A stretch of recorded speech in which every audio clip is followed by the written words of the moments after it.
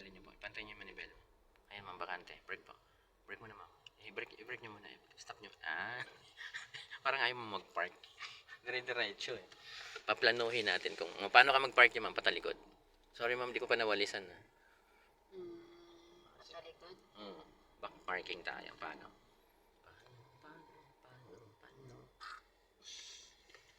Di ba dalawa, ma'am, isang truck? Opo. Tapos isang patrol car. Opo. Itong si side mirror man na to, itatapat mo to dun sa gilid ni patrol car. Okay, tapos? Forward po kayo dun. Tapat nyo pa. Stop. Yan, pwede na yan. Tapos magpo-full turn po kayo, ma'am, kaliwa. Kaliwa. Pag naka-diagonal ka, ma'am, pagdating mo dun, ma'am, malalaman mo yun kung kailan ka magre-reverse. Dito ulit sa side mirror na to, ma'am, makikita mo dapat yung kalahati ng katawan ni truck.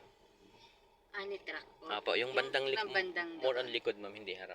Kasi pag kotse siya, ma'am, halimbawa, bios din siya. Ang makikita mo dun, ma'am, sa bios, yung gulong lang sa likod. Pwede ka na matras na. Ayan, tingnan nyo dito. Brake. Stop. Tingnan nyo pa. Ayun, oh. Pwede na yun, ma'am, pag ganyan. Kasi nawala na yung ulo ni truck na.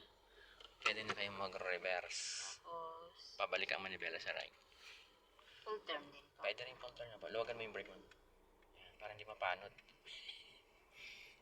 Ayan. Sige. Pitik-pitik lang sa gas. Itatap nyo lang yung gas. Ayan. Tapos yung truck na yun, ma'am, na nakikita mo dito, ma'am, hintay mo lumabas doon.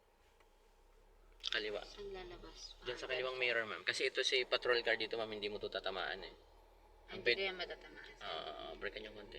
Tingnan mo dito, ma'am. Di ba malayo? Di ba may spasyo siya. Pag lumabas na yung truck dyan, ma'am, ng buo, ibig sabihin hindi mo na rin yung tatamaan. Ang gagawin mo ngayon, ma'am, hintay mo dumiretso yung katawan ng kotse natin. Yan, brake. Okay na ba yun? Yan, naka-strike na siya. Balik mo ng dalawa. Yan. Tingin.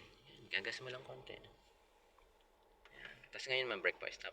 Magkaiba kayo ng haba. Ang gawin mo na lang, ma'am, yung dulo natin, yung bumper, itapat mo na lang din sa bumper ni truck.